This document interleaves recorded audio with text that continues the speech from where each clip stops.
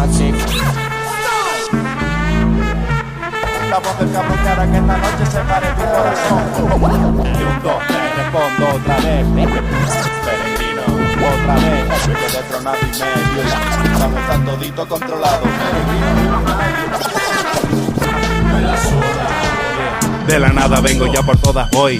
Vivo a dos velas, pero me bastan y me sobran para darle fogalera a lo que sea. Son eslabones de cadenas rotas convertidas en un arma que se vira en contra de la misma esclavitud, del mismo tema tabú, del mismo silencio que nace del desprecio de aquel que vive sordo, ciego, sin gusto, tacto ni olfato para las cosas de la vida. Lo que te hace gozar, lo que te hace bailar, lo que te hace dejar de pensar y hacer de una vez. Póngase de pie y metale sangre, que no todo es tener fe.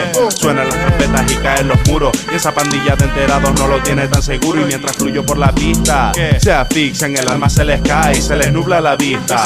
Aprovecho la ocasión para empezar la acción y a golpe de basón amotinar esta prisión. Siempre hay un vecino que se chiva, pero da igual, mañana bajo su balcón se vuelve a liar. Pues traigo letras que nacieron para ser gritadas, mucho más que oídas, escuchadas, rimadas y encajadas en el beat. Mejor que se relajen, que entra el peregrino con poesía salvaje.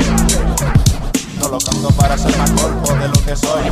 Creo que esa parte ya te la expliqué, cultivando el arte de ser libre y sincero, pasando lo pasado. Es por eso que me salvo, destrabate y que ya es como yo. Un universo entero en el micrófono, en el micrófono, en el micrófono.